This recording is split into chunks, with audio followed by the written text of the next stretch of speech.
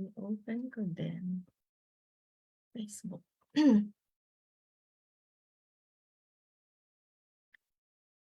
So how would I know kung naka-live na pala tayo? May nakalagay ko sa meeting is now 25 days.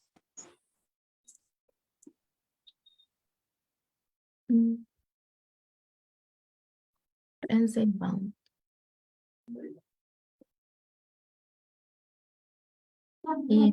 Okay, so naka-live na. Ayan. Hi, everyone. Okay.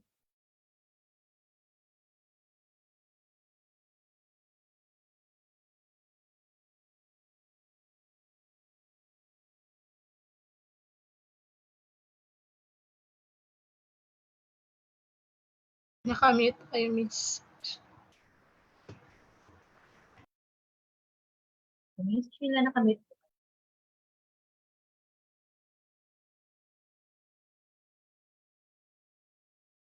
Okay.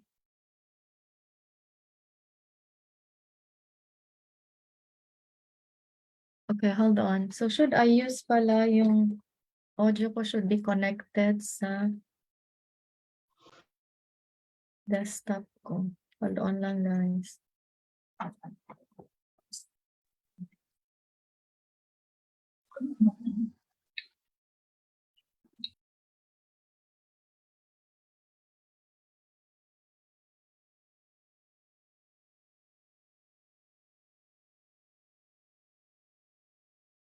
Dami na ng headset. Yan, could you check, Sean, if connected ba yung audio ko? Can you hear me? Yes, Pam. Loud and clear. Yes, Okay. Okay, good. Okay, let's just wait for 1 more minute before we start. Let's wait for... We have actually 80 plus registrants. Then may running pa and yung iba sa Facebook group. We are on live. Yeah, so we're... bound clients. Yeah, so if you've got friends na hindi naka-register, they can join us live sa aming Facebook group.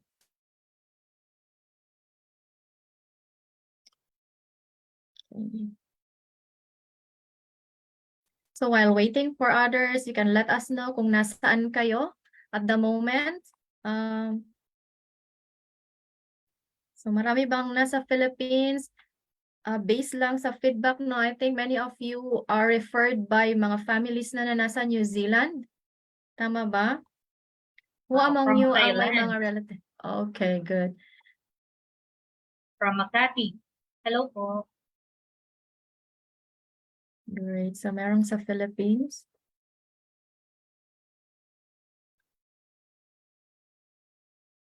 From Marikina.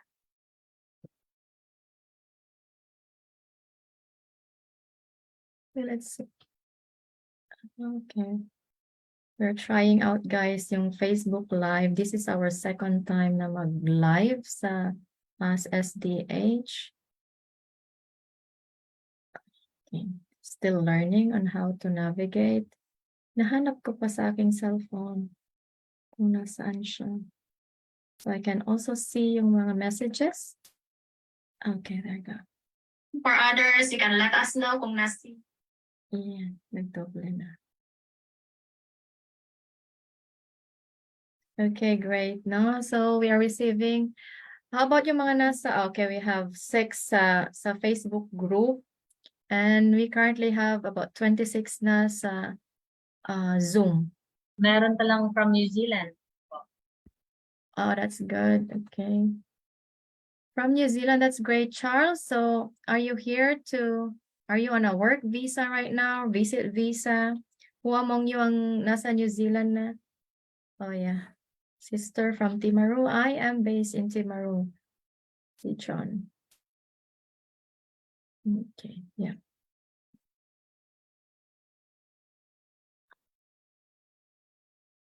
Okay, so shall we start? So welcome everyone to our Ask SDH. We do this every Friday, 5 o'clock New Zealand time. I think 1 p.m. sa Philippines. So some of you nasa New Zealand, some nasa Philippines. Oh, we have also one from Thailand. Great. And yeah, that's usually normal, no? That if there is an opportunity to come to New Zealand, marami sa inyo, most probably, I have been referred by, your family and friends. Let me know who among you have friends and family sa New Zealand. So most probably alam niyo na why ba ini-endorse o nire-refer nila ang New Zealand? Anyone? So I can see, no? Okay.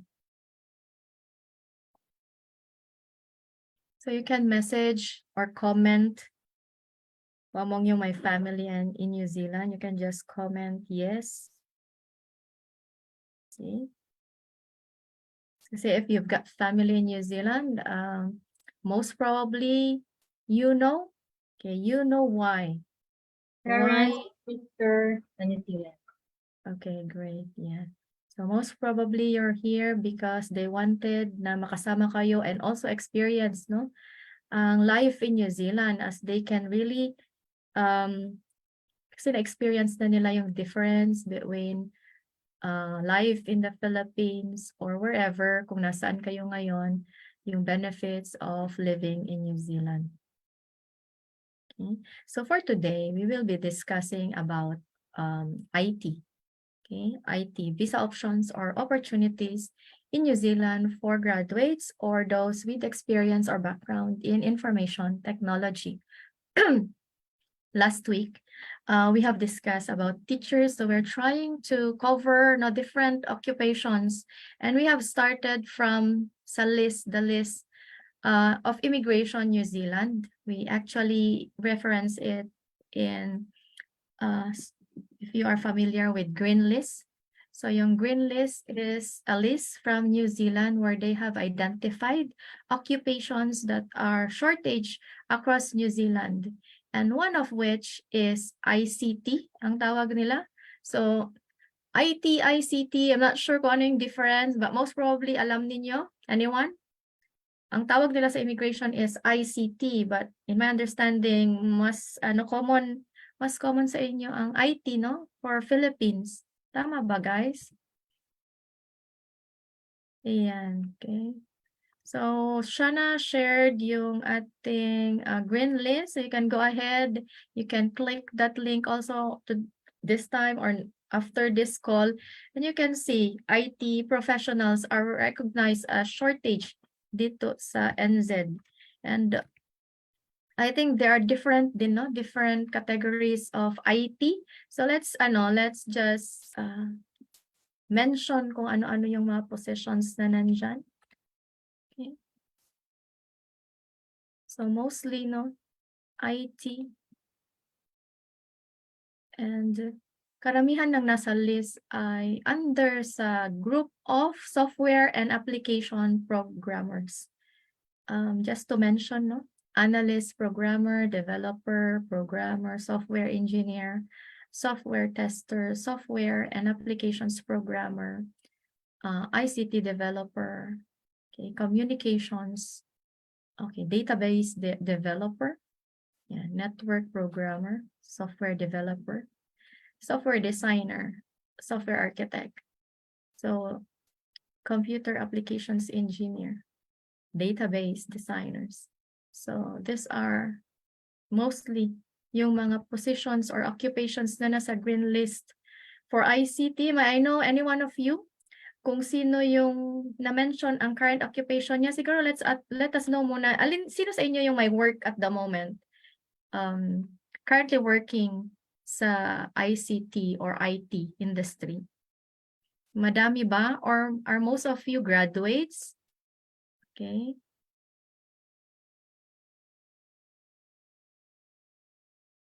Yan.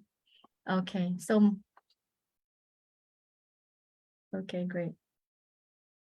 So, most of you are working. Are there some of you na hindi graduate sa IT but with experience or working sa IT industry? Meron ba sa inyo dito? Experience ba hindi graduate? or undergraduate, they have not completed the bachelor degree in information technology. Anyone? Undergrad or experience IT? Kasi we have encountered some who have requested consultation with us. Experience, they work for an IT company, but they are not the graduates of IT. Okay.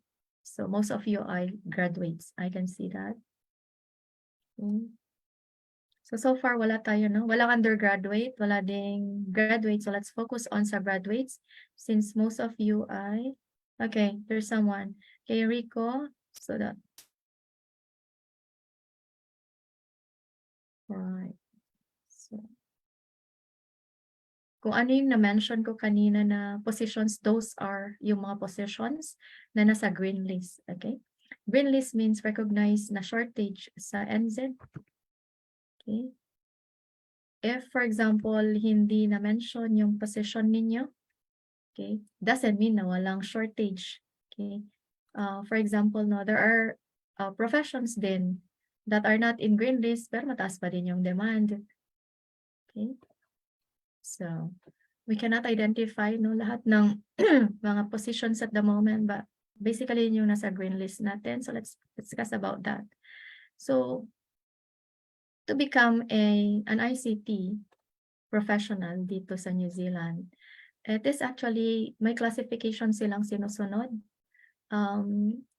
They are using ANSCO to classify skill level ng isang applicant.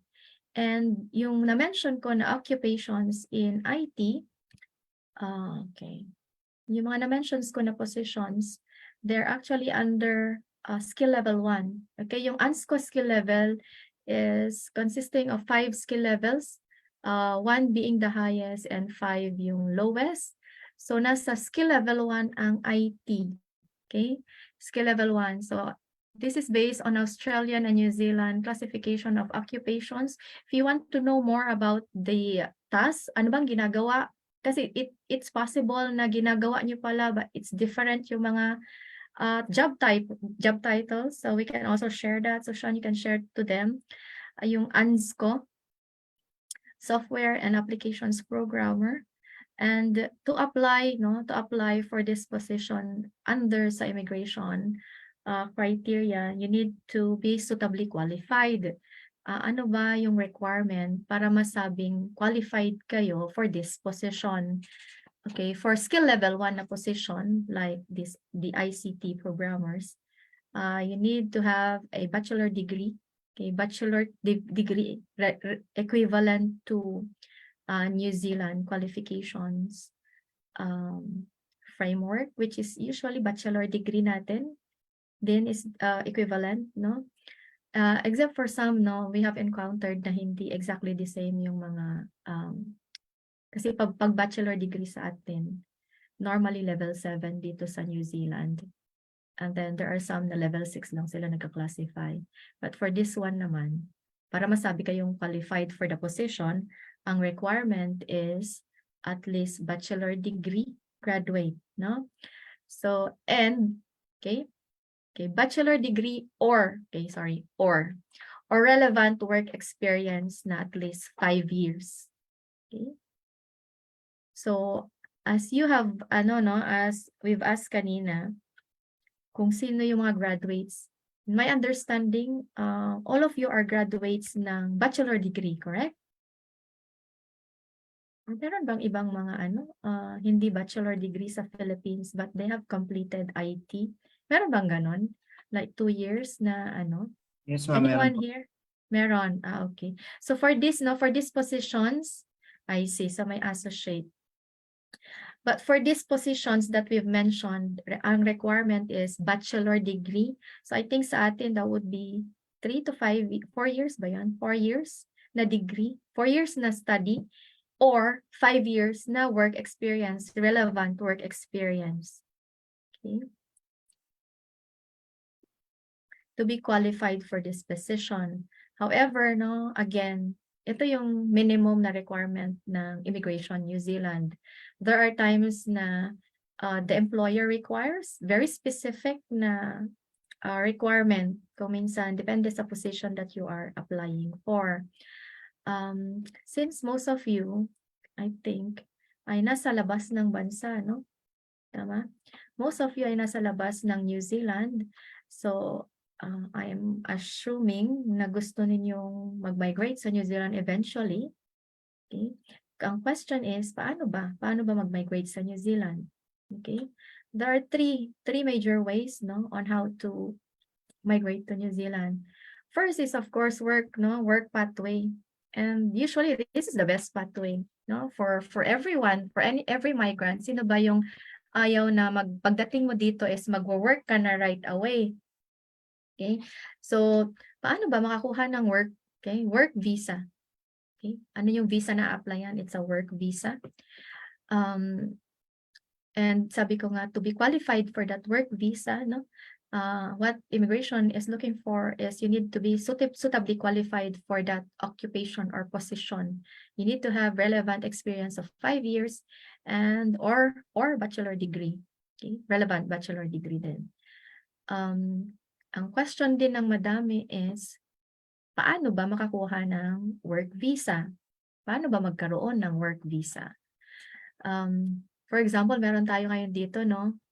Someone who joined na nasa Auckland, nasa New Zealand, and I think maybe looking for ways din to convert to work visa, correct? Yan. Paano ba magkaroon ng work visa? So, to apply for a work visa, you need to have employer, an accredited employer. Okay? Yung accreditation, recently started lang yan. If hindi accredited yung employer, hindi din pwedeng mag-apply. So, if you're looking for an employer, make sure na accredited employer sila or they are willing to go through the accreditation with immigration to support your work visa application. So, that means kailangan nyo ng job offer. Okay? Job offer from an accredited employer. Question is, meron bang nagbibigay ng job offer na mga employers to migrants? The answer is yes, no? But based lang sa experience namin with our clients, no, most of them, there are experienced, no? So may experience sila that the employer is looking for.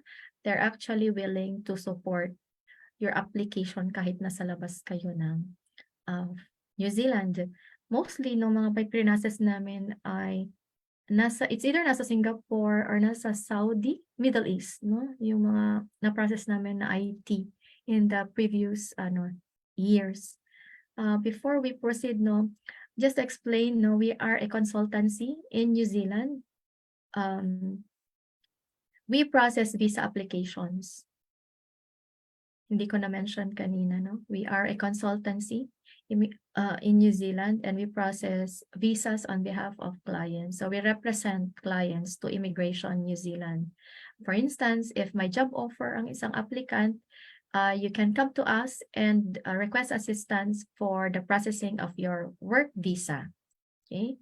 So if my job offer na, you can just message us kung meron na kayong job offer. Question, paano nakakakuha ng job offer? No? There are two major ways, three ways. No, two major ways na. No, three ways to get a job offer in New Zealand. Sa mga nandito na, kasi I can see na may mga nasa New Zealand sa mga messages natin. Sa mga nandito na is actually through walk-ins, no? So identify kung nasaan ngayon yung mga companies who are in need of IT and mag-walk-in kayo sa mga companies nila, no? We have, no, a friend dito sa Timaru na gano'n ang ginawa nila. Nag-walk-in. And luckily, there was actually an opening, no? So you can do that. So wag mahiya sa mga nandito na sa New Zealand, mag-walk-in. Second is by referrals. So if you are part of the community, you can also ask, sino po dito yung may kilala or company na naglagahanap ng IT? Yan, it works, no? We actually have clients na mga supported or meron ng mga meron ng mga job offer simply because may mga relatives sila. So it helps, no, pag may mga relatives dito sa New Zealand And if may kakilala, ng kakilala, okay, it works. So you can ask mga relatives is if may kilala silang naghahanap ng IT. And last one, no, para sa mga wala namang kilala sa New Zealand, walang family dito, wala din sila sa New Zealand, which I think is, yun yung marami na nandito. Tama ba? So how are you going to apply? So you need to apply online. Okay, online. So we'll be sharing with you mga job sites, no? This is where din yung mga clients namin got their job offers. So it is possible na online mag-apply kayo and then you'll be given a job offer. Okay? So I think nasa messenger yung link. So Sean will be sharing that with you. You can go ahead and register sa sec.co.nz and trademe.co.nz. Okay, register there and you can actually see kung ano-ano din yung mga hiring kasi I have mentioned, no, yung occupations na nasa green list, but there could be mga positions din relevant to IT na madami pa lang din demand, no? You can actually check that by registering to this job sites, no? To find out kung meron ba o wala. So I think may mga nag-drop dito ng mga positions na wala doon sa green list. This is the best way to find out kung meron bang demand ng mga positions ninyo sa New Zealand. Okay? Para sa iba, no, they also use work abroad sa POEA, but I think wala masyadong IT doon. Mostly mga tradies yung nandun, but there's no harm in trying. Meron din tayong work abroad. Mostly mga, yeah, as mentioned, mga tradies, but you can also go ahead and check with POEA kung may mga hiring ba for ITs. Okay. But, yeah, most of our clients, nanggaling lang yung job offer nila sa TradeMe and Seek. Okay.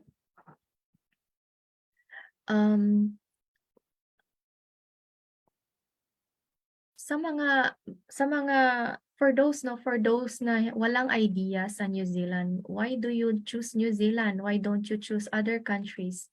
Okay? So I think for those na nandito na yung mga family, they would understand kung bakit. So dito sa New Zealand, no, in terms of salary, ang mga employers dito, when they offered a job to a migrant, they are required to offer the same rate as locals. Hindi pwedeng mas mababa dahil foreigner or migrant yung magwo-work or yung applicant, no? So it should be the same. So one of the points that chine-check ng immigration is yung salary should not be below the acceptable range. Paano nyo ngayon malalaman kung ano yung acceptable range? There are different references being used by immigration, but one of which is yung Careers NZ. So dun sa Careers NZ, we'll also be sharing with you yung link. You can go ahead and check. Type nyo lang yung occupation ninyo and you can find there kung ano yung acceptable na range for that position. Okay. So, yan yung salary. I think, as compared, especially sa Philippines, no, of course, mas mataas dito sa New Zealand as compared sa Philippines. And I think, as compared din sa most of the Asian countries, mataas din sa New Zealand. And one thing, no, most reasons, especially mga nanggaling sa Singapore, ang main reason nila for transferring ay to be able to bring their family. So for those na nasa green list ang mga occupations, you can bring your family. Actually, lahat ng workers can bring their family.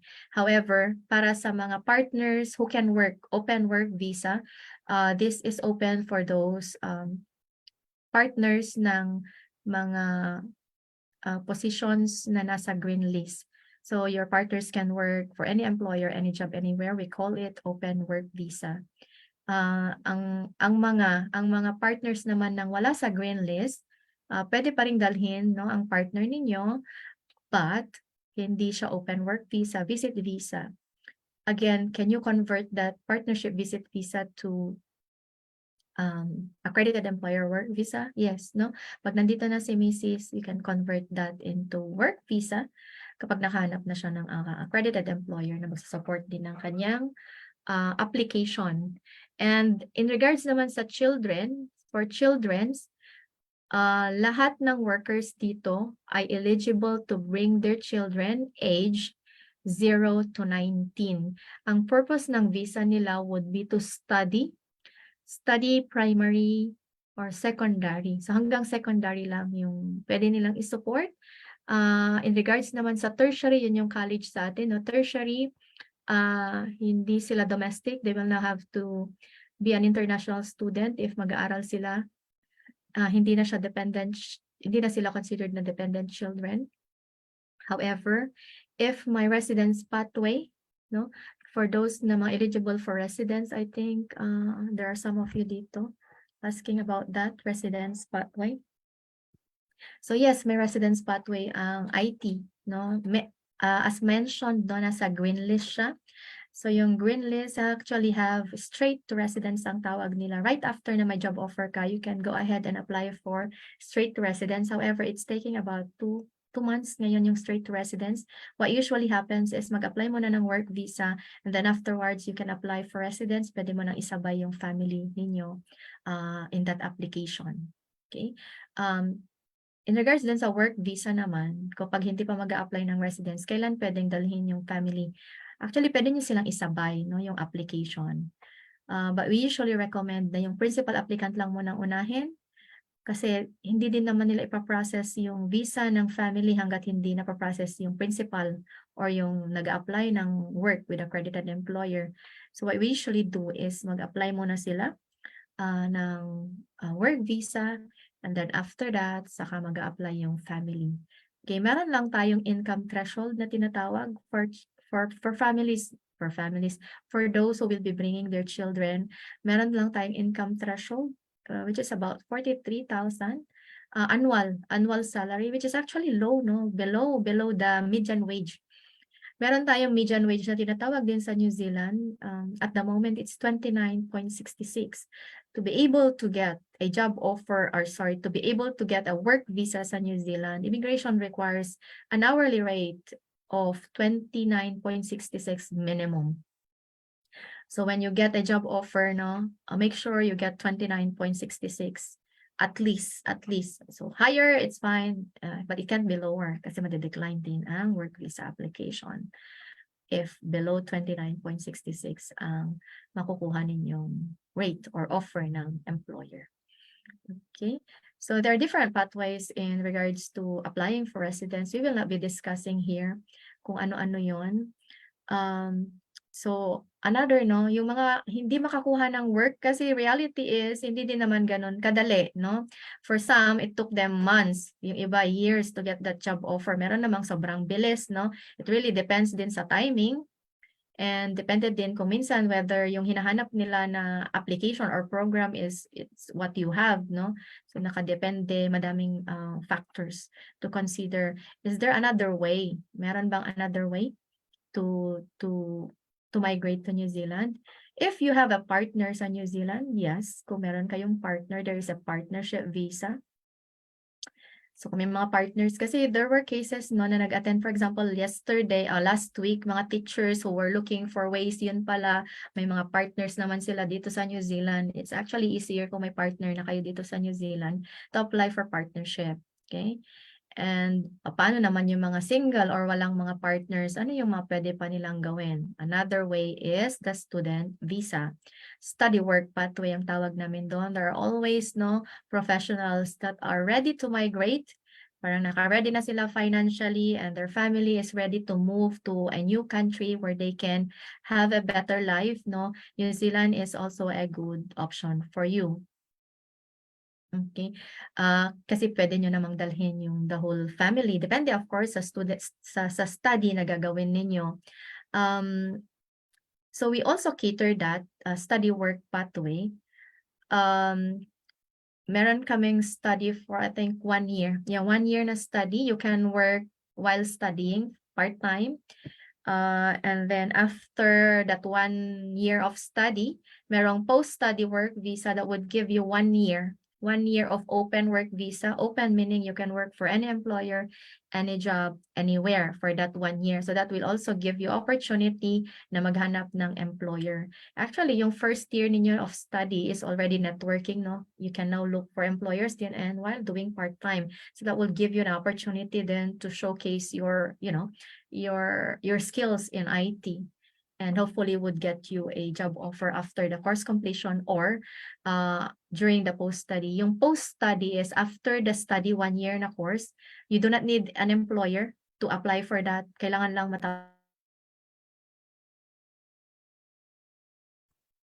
Miss Sheila, naka-mute po. Okay, ang dami ko nang sinabi. Kanina pa ba ako naka-mute? Nag-end po kayo sa post-study, yung post-study na no need ng employer after the course completion. Okay. Few seconds lang. That's good. I thought na nag-discuss na ako for like how many minutes na and then wala pa lang nakakarinig sa akin.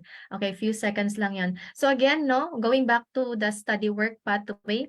So there is a pathway. It is an expensive pathway. Sinasabi na namin expensive, however, madami pa rin dumadating naman dito sa New Zealand on a student visa. So might as well mention it here.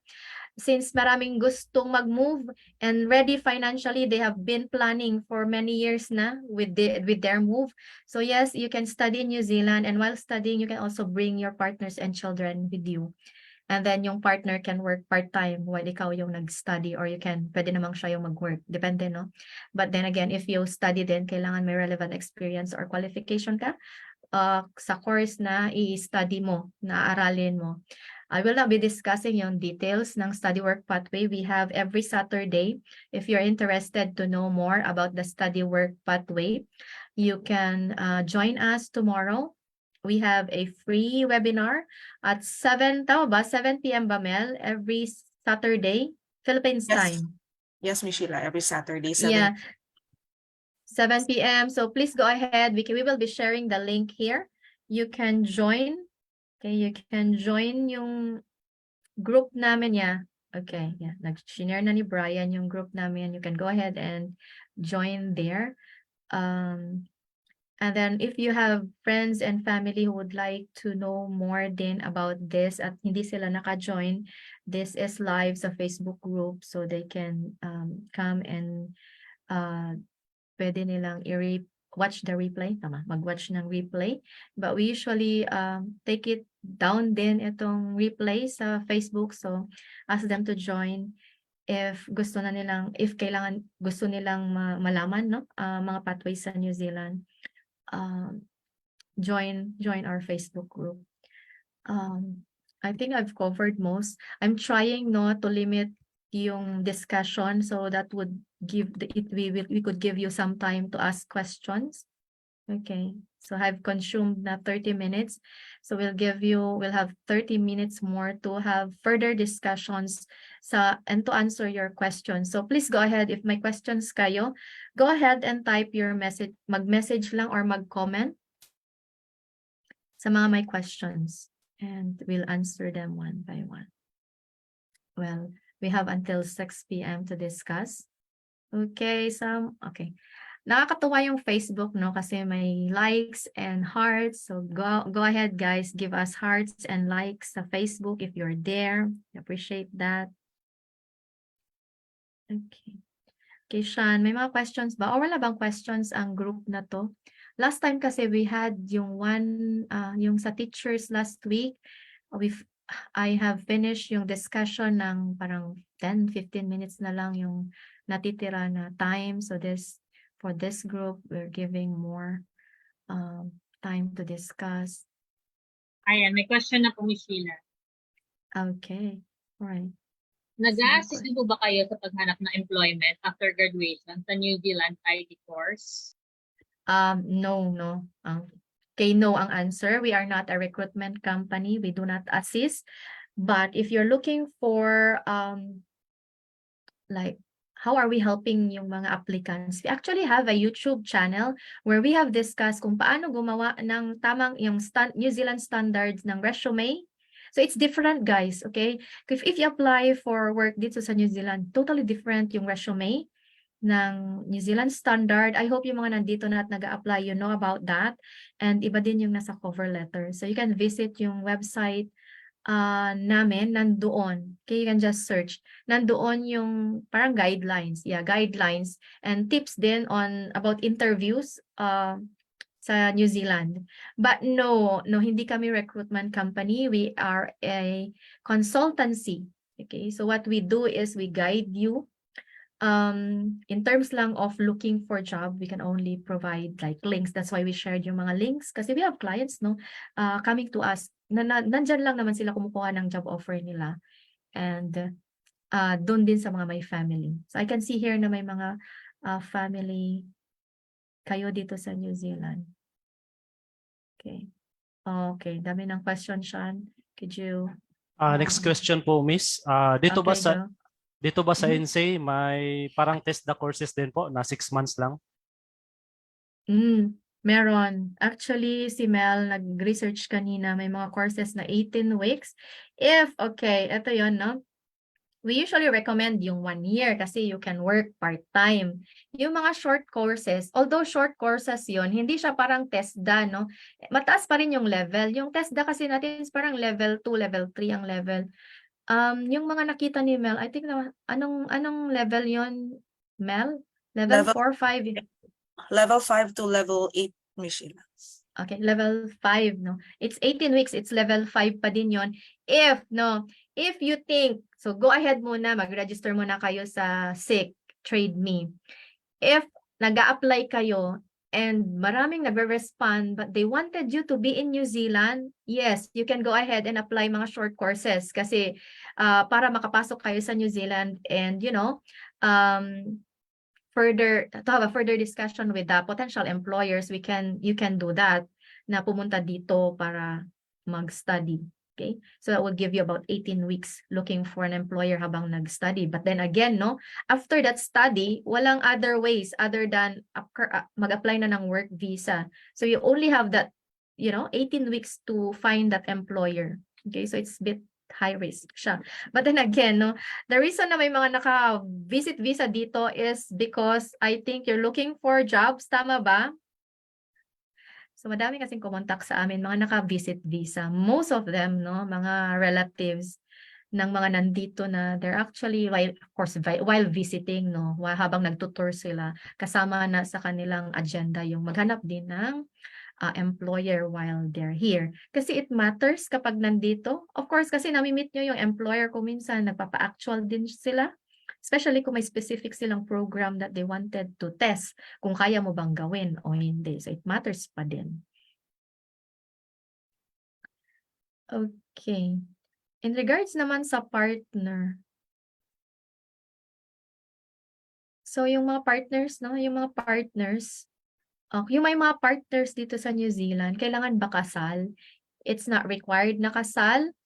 Pwede bang live-in? Yes, pwedeng live-in. But at least meron kayong evidence na talagang nag-live-in kayo. So yung may mga partner, yung mga may partner na sa New Zealand, we offer free consultation, one-on-one consultation with a licensed immigration advisor sa mga may partners to discuss yung list of requirements kasi it's quite a long list. Hindi siya enough na, sa mga married, no, hindi din enough na married lang. It's basically the same yung documents that are needed for married and mga live-in partners. So ang partnership dito is basically live-in. Ang hinahanap nila, kailangan nag-live-in kayo like husband and wife. Okay? Sa mga girlfriend, kung may partner kayo, wala kayong partner pero may boyfriend, girlfriend, pwede pa din, no? We usually process mga general visit visa to visit your boyfriend or girlfriend and then eventually convert to partnership work visa. Okay, Next question Brian. po, Miss. Go I ahead. have my brother working sa tito ko sa INSEE. What type of visa po na fit sa akin to get started working in INSEE? What type of visa? Again, no, ano yung tatlong visa that I've discussed kanina? Work visa, partnership visa, and student visa. And let's add yung visit visa kasi meron tayo mga naka-visit ngayon, visit visa. That's another way din. Since may tito ka, they can actually sponsor you na pumunta dito, mag-visit, and have a look, no?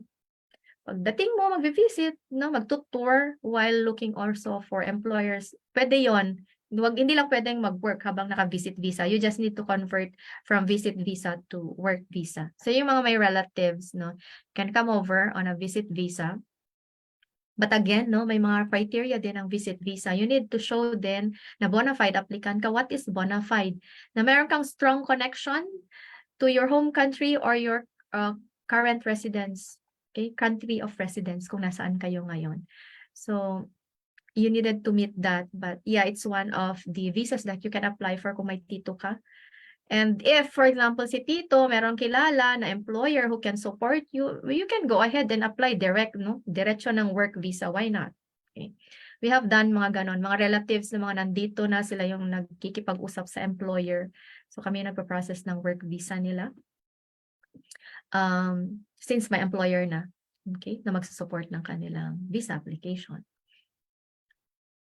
Okay, Brian, next. Next question po, medyo connected po siya sa last question. If pumunta po sa INSEE on tourist visa and makaland ang job na mag-sponsor, do we still need to go home to PH para mag-apply or asikaso ng AEWB? Oh, that's a good question, no? If yung visit visa ninyo is open, hindi limited. Limited, you can see yung word na limited sa mga visit visa ninyo. Pag limited kasi, you cannot apply for a further temporary visa while in New Zealand. So go ahead and check yung mga visa ninyo. May nakasulat ba dyan na limited? Kapag wala, it's open. General visit visa, you can convert into different type of visa. But you need to submit yung application before mag-expire ang mga visa ninyo. Okay? Kailangan may nakalodge. So you don't need to exit. Ano yun yung question? Do we need to exit yung mga naka-visit visa? You don't need to exit if may nakalodge na visa application before mag-expire ang inyong mga visit visa. Okay? Pwedeng dumiretso ng... So make sure na yung expiry ninyo, i-check nyo maigi yung expiry date ng inyong mga visa. So yung work visa application nyo should be lodged, no? Should be lodged before mag-expire yung visa nyo. Otherwise, mag-exit muna kayo and then mag-apply from the Philippines or elsewhere for that work visa. Pwede din naman. Okay, Brian, next. Next po, where can I find po yung New Zealand standard to find a guidelines for resumes? Nasa website, nasa YouTube natin. Brian, anong pangalan ng YouTube channel natin?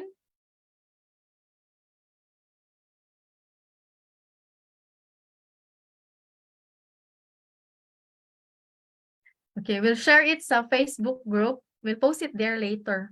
So, go ahead and join. Paki-post dito sa mga nasa Zoom. Paki-post yung Facebook group natin, NZ Bound. Filipinos NZ Bound ba?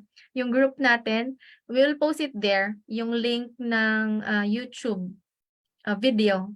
Yung guideline in preparing your resumes and cover letters.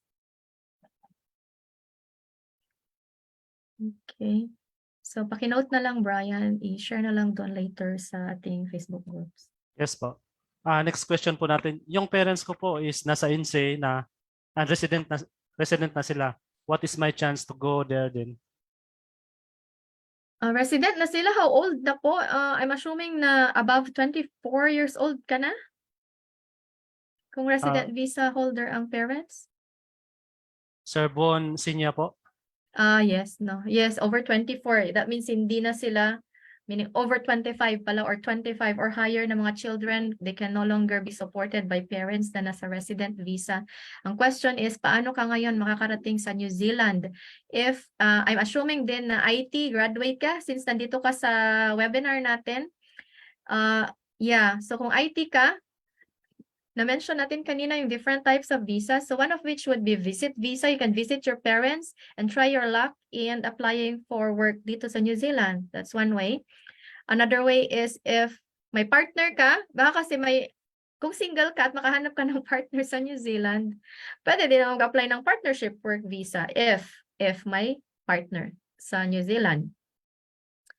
Meron kasi kaming case, consultations last time, pumunta sila sa New Zealand. Ang goal nila is to be with family nga on a visit visa.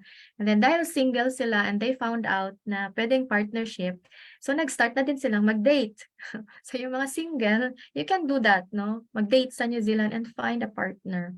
So that's another option as well sa mga ano lang naman, mga single who are open to dating. That's another option for you. And then student visa, no? If you've done all options and hindi pa din, but still, no, you are committed to move here and my family naman kayo who will be supporting you, then go ahead with student visa din. So I have actually cousin and one of my sisters, no, that's how we brought them here sa New Zealand. We tried din muna mag-visit visa, but then yung kapatid ko wasn't able to get a job offer while she's here. So after that, we converted to student visa just to keep her stay sa New Zealand. At the moment, resident na sila. So it's expensive yung pathway, but I could say na it's worth it kasi you can still get may possibility of getting work. Just make sure na yung aaralin niyo, you can really get a job din afterwards. So please study yung demand, okay, ng jobs. Paano nyo gagawin yon? Mag-register kayo sa job sites, which is yung Seek and Trade Me. That's the best way. Kasi you can see there every day kapag registered kayo, nakikita nyo yung mga hiring. This is very similar sa Job Street, no, na may mga notifications sa mga interest ninyo na mga occupations. So in regards sa cost ng student visa, we won't be discussing here. We have every Saturday that discuss yung the whole process of student visa and yung cost. Okay? So please join yung Facebook group namin. We'll be posting there yung link. Okay? Hi, Ma'am Sheila. Pwede po magtanong? Okay, sige. Go ahead, Ronald. Yes, good afternoon. Question po, let's say you pass your interview with an employer and they lodge the application to immigration. Are there chances po ba na mag-fail ang application? Of course, no? Like there's no guarantee na once na malodge yung application is approved na right away. There are still cases where na-refuse yung visa application. So one of the reasons ng refusal of work visa, like we have one who came to us na na-decline yung work visa application niya, the reason was hindi nag-match yung employment documents niya doon sa sinubmit ng employer sa Immigration New Zealand. Okay, this is one of the reasons why nade-decline kapag mismatch. Mismatch meaning, for example, yung nandoon kasi nagsasubmit sa immigration ng employment documents. That we call that job check. Kapag na-approve na yung job check, saka lalabas ang job token. Kapag may job token na, saka pa lang pwedeng mag-apply. So I think familiar ka with job token, Ronald, since may na-lodge na work visa? Yes po, because I had a previous experience po na nag-apply ako for a construction job, pero nung linodge na nila yung application, nag-fail daw yung yung application nila. So that's my question din po dun. Thank you, Ma'am Sheila. Ronald, may I know kung anong position yon? Still fixer po for construction. Minention kasi nila sa advertisement nila na welcome daw yung mga fresh dun sa construction if they wanna do those type of things. Pero nung nakita nila na yung background ko sa profile ko is more on IT, 7 years, ayun, mas prioritize daw nila yung Kiwis than my application. Yes. In regards to accredited employer work visa, now the purpose of that visa is to fill the skill shortage sa New Zealand. Kapag ang first step na ginagawa dyan is, si employer mag-apply muna ng job check. Yung job check is to check na walang locals who can do the job. Yun yung purpose ng job check, to ensure na wala talagang available to take the job, kaya nila i-offer sa migrant.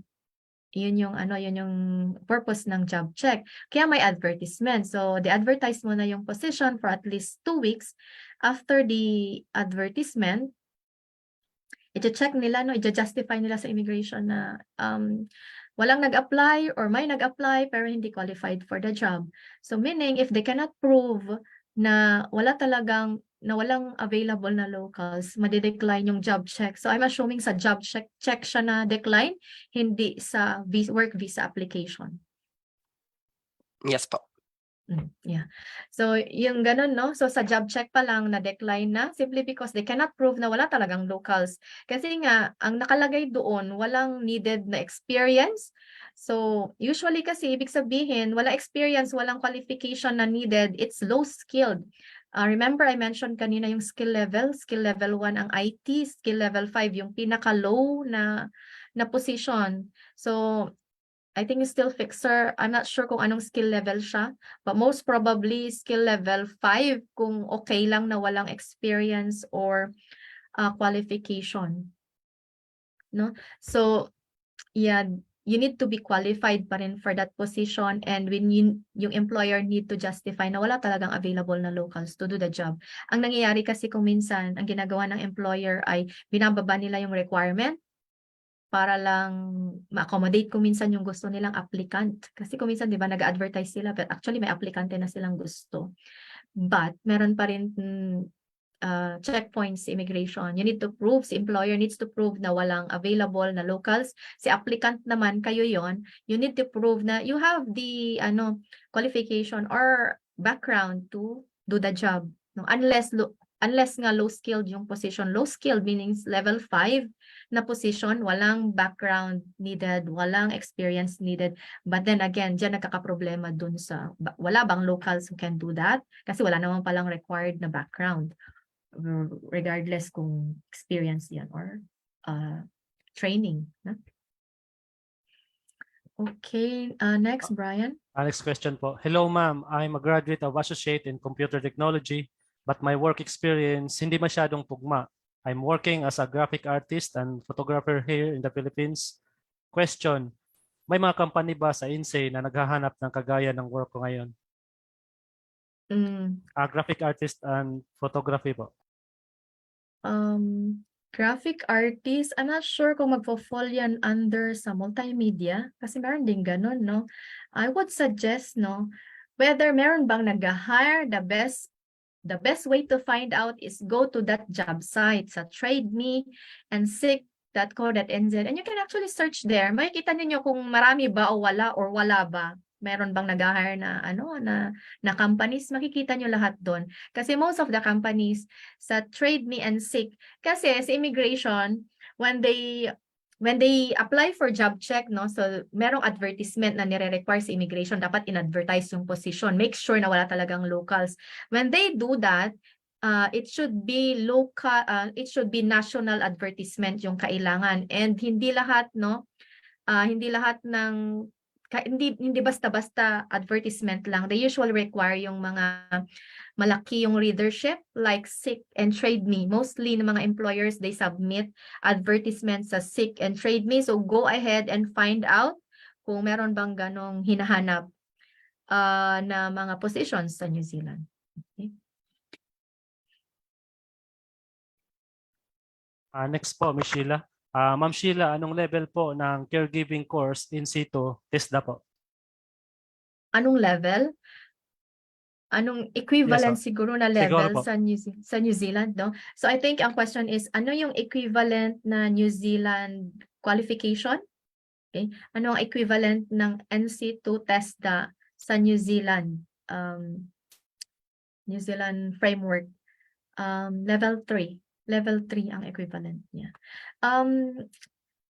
Brian, since ang topic natin is IT, I would suggest mag-focus sa IT questions kasi we only have 5 more minutes to go. Yes po.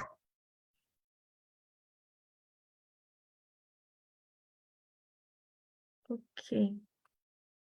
Next, Brian. I'm a visitor visa po, granted with 1 year multiple entry, but the condition needs to stay up to 2 months a time. Can I apply for further general visitor visa po na hindi na kailangan mag-exit ng NZ? Whether pwede or hindi, yes, pwede mag-apply ng further, longer na visa para hindi na mag-exit. Pwede yon, but just make sure na still meet yung bona fide criteria. I'm not sure what was the purpose nung nag-apply ka ng visa. But they will still check, this will be considered na new application. You still need to prove na may babalikan ka sa Philippines. You know, kasi there are many cases where nag-submit ng mga employment certificate tapos nag-resign na pala, so wala na yung work, wala nang babalikan. So ang ending is refusal or decline of visit visa application. So be careful lang doon. Kung malakas yung bona fide documents mo, you can go ahead. But if you don't think no na malakas yung bona fide mo, exit ka na lang yung malapit dito sa New Zealand. You don't need to exit sa Philippines, pwede naman sa Fiji or Australia or anywhere. Kailangan lang mag-exit. So you can just, kung may issue sa funds, you can just stay sa airport and then balik ka lang after a few hours. That works then. Importante lang is nag-exit. Okay?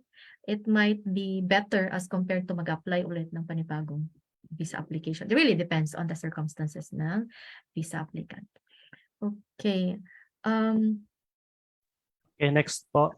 Pwede po ba mag-apply ng visit visa kung walang work dito sa Pinas pero sponsor by parents? Again, it's about bona fide, no? It's about bona fide. It's about meeting the bona fide criteria. If hindi employed, pero meron ka namang assets meaning meron kang may deed of sale na nakapangalan sa'yo, kaya may babalikan ka pa rin sa Philippines. May family ka na may babalikan ka. So you just need to show may babalikan ka. In regards to employment, no, usually is mas high risk yon kasi hindi ka employed. But we have one, no, 3 weeks ago na na-approve. Di din siya employed. Meron lang din siyang brother dito na nag-sponsor sa kanya. So may risk of decline kasi nga mahina yung bona fide, but still, no, na-approve after few days. So will be case by case. Question is yes, pwede pa din. It's just that may risk doon dahil unemployed nga. Mas mahina yung bona fide documents mo if you're not employed. Pero posible kasi we have had clients na ganun yung situation. And I think nasa New Zealand na sila. Okay, Hello, last question na tayo. Okay, Yes go ahead. po, Last question na. IT question po. Ano po yung in-demand na programming language dito sa New Zealand? I cannot answer you simply because hindi din ako familiar. The best way is to go again to job sites. Kasi naka-specify naman doon kung anong program ang hinahanap nila. I can't Okay. remember yung mga clients ko kung anong specific na program yon, but we've got clients na simply because meron siya nung specific na program na yon, kaya siya hinire. Nasa Saudi yata sila or Singapore at that time. So the best place to find out is sa Trade Me and Seek. Makikita nyo doon, okay? Yung mga programs that are in demand or kung ano yung hinahanap ng mga employers dito. Okay, so I think we've covered most of the questions. Unfortunately, we have no more time left, no? So thank you everyone for joining us today. Feel free to join our Facebook group. We will have another discussion next week. I think that time we will be discussing dairy. May nakikita akong questions about dairy. You'll have your time next week. We'll discuss more about agriculture. Tama ba, Sean? Agriculture, no, next week? Yeah, I think so. So if you've got friends who are interested in agriculture, sa dairy, or sa livestock dito sa New Zealand, you can share it to them. We'll have further discussion this coming next week, no, Friday. And yun lang everyone. I hope it helps yung information na to. We are doing this. We wanted you to know na yes, it's still, no, New Zealand is welcoming migrants, but there are specific visas that you can apply for, and we're happy to share with you kung ano yung nakikita natin na mga opportunities dito sa New Zealand based lang din sa mga clients namin, mga visas that we are encountering sa aming client base, no? So thank you guys again for joining us today. So I hope to have further discussions with you when we discuss other topics like mga different types of visas in the future. So yun lang everyone. Happy weekend and thank you again for joining us today. Thank you. Bye-bye.